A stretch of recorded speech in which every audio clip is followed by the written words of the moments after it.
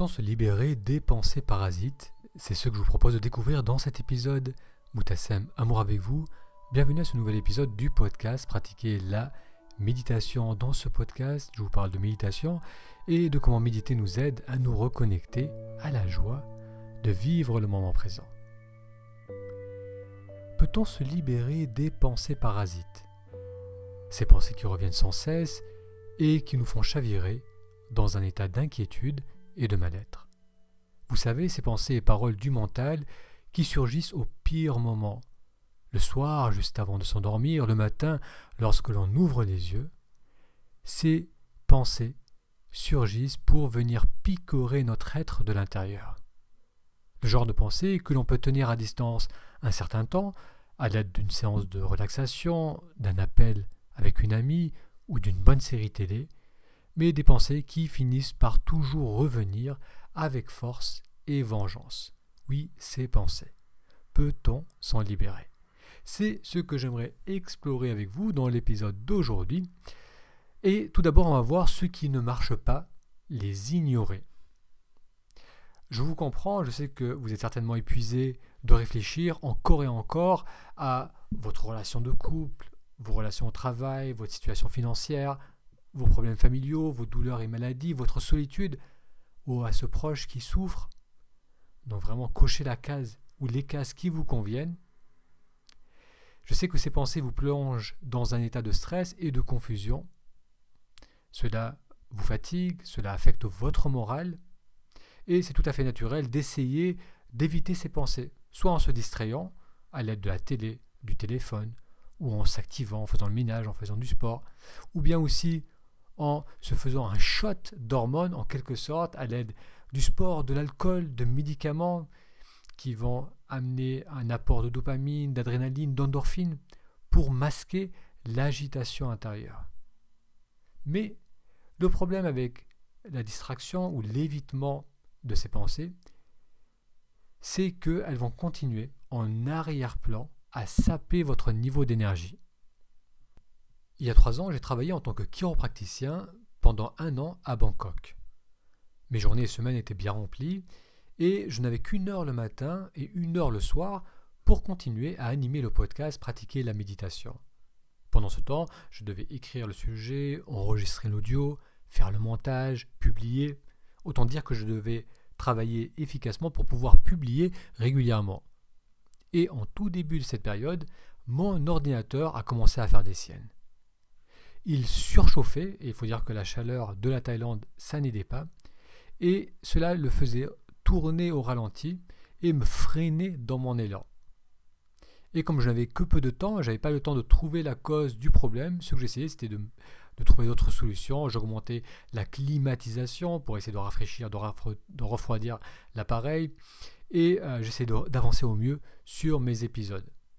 Mais la surchauffe de l'ordinateur persistait et ralentissait de plus en plus la machine. Au bout d'un moment, je n'avais plus le choix. Après une matinée entière à lire des forums et à tester différentes hypothèses, j'ai trouvé la source du problème. Il y avait un logiciel défectueux qui fonctionnait dans l'ombre et qui sollicitait fortement le processeur de l'ordinateur. Cela faisait surchauffer l'ordi et qui, par mesure de protection, ralentissait alors toutes ses fonctions. Eh bien, nos pensées parasites sont similaires à ce logiciel qui consommait l'énergie de mon ordinateur. Elles tournent en arrière-plan et elles usent votre énergie. Et les ignorer ne fonctionne pas. Tout comme pour mon ordinateur, il va falloir adresser le problème au lieu de l'éviter ou de le masquer.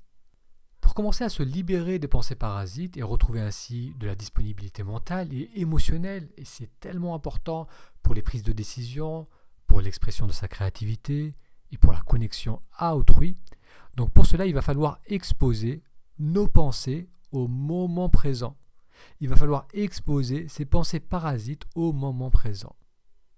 Et pour cela, on va se concentrer sur la nature la plus réelle, qui est donc perçue à travers l'expérience, sur la nature la plus réelle de ces pensées, qui est les ressentis et sensations du corps. On associe souvent les pensées à des abstractions, à des formes intangibles qui flotteraient dans le cerveau. Mais si l'on y regarde de plus près, on peut voir que les pensées elles sont très similaires au sens du corps. On revoit des scènes, on entend un langage, on revit des sensations. Donc exposer les pensées parasites au moment présent, c'est se connecter à leur essence, émotions et sensations corporelles. Je vous propose de faire ça maintenant, on peut le faire ensemble. Vous allez ramener à vous ces pensées, ces scénarios qui habituellement vous stressent. Donc prenez le temps, quelques instants, si besoin mettez en pause cet épisode, prenez le temps pour laisser libre cours à votre mental et ramener à votre attention cette situation, cette discussion, cette relation qui habituellement vous stresse. Et ensuite, une fois que vous avez fait cela, vous allez vous asseoir peut-être un peu plus droit, donc redresser la posture, et essayer de voir quelles sont les émotions que ces pensées amènent en vous, amènent dans votre corps. Est-ce que c'est de la colère, de la frustration, de l'inquiétude, de la tristesse? Est-ce qu'il y a une ou deux émotions dominantes qui surgissent en vous lorsque vous pensez à cette situation stressante? Ensuite, on va aller encore au plus près de soi et on va ressentir où et comment ces émotions se manifestent dans votre corps. Est-ce que c'est une sensation d'oppression dans la poitrine? Est-ce que c'est un nœud au niveau du plexus? Ou peut-être une contraction dans la nuque ou dans une autre partie du corps? Une bouffée de chaleur? Comment ces pensées, ces émotions se manifestent-elles au niveau de votre corps? Une fois que vous avez identifié ce ressenti, vous allez rester quelques instants avec ces sensations. Et si vous avez des images, des paroles qui reviennent à votre esprit, eh bien regardez-les et entendez-les avec présence. Soyez pleinement là, avec ces souvenirs, avec ces images, ou bien avec ces mots que vous prononcez, avec ce langage intérieur. Et puis à nouveau, on va se reconnecter avec l'expression la plus fondamentale de ces pensées, qui est les sensations et les ressentis du corps. Exposer ainsi nos pensées parasites au moment présent va graduellement inverser leur effet négatif.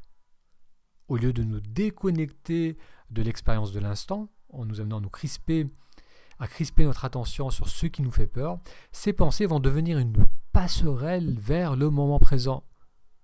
Et plus l'on va revenir dans le moment présent, et plus l'on aura la possibilité de se détendre, de se ressourcer et de retrouver notre vitalité.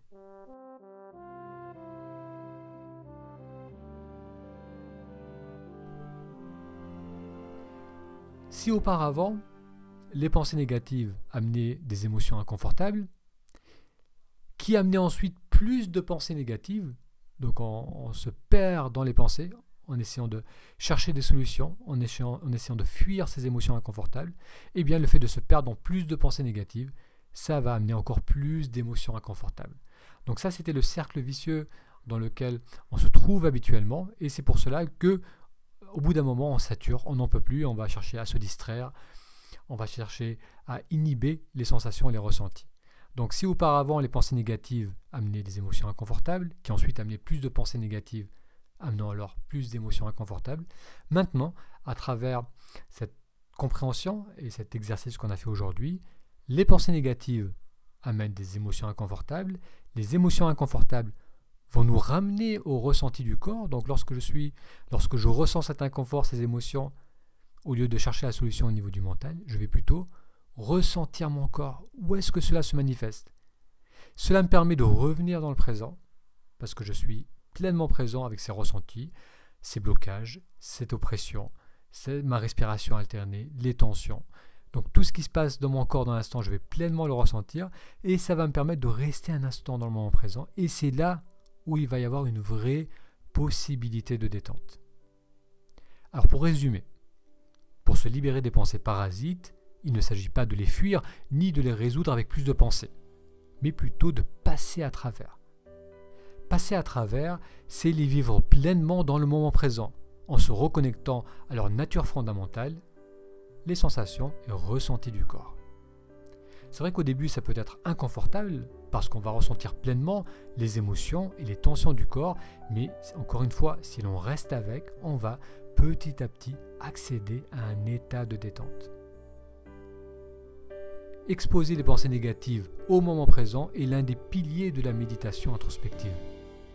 En séance individuelle, je peux voir que cela aide le participant, la participante, à passer un palier important dans sa capacité à retrouver un état de confiance et de paix. Ne plus être à la merci de ces pensées anxiogènes, c'est profondément libérateur. Cela permet d'accéder à nouveau à toute notre vitalité. Si aujourd'hui vous vivez une situation chronique créant des pensées parasites, sachez qu'il est possible de vous sentir beaucoup mieux, même si cette situation ne change pas tout de suite. Comme on vient de le voir, pour cela, l'on doit exposer nos pensées, nos croyances au moment présent, en se reconnectant à la nature de ces pensées, les ressentis et sensations du corps. Si vous avez besoin d'un soutien dans ce processus, vous pouvez rejoindre le programme de méditation introspective. C'est un programme qui allie séances individuelles et cours en ligne en allant sur le lien méditationintrospective.com. Un grand merci pour votre attention et à la semaine prochaine pour un futur épisode.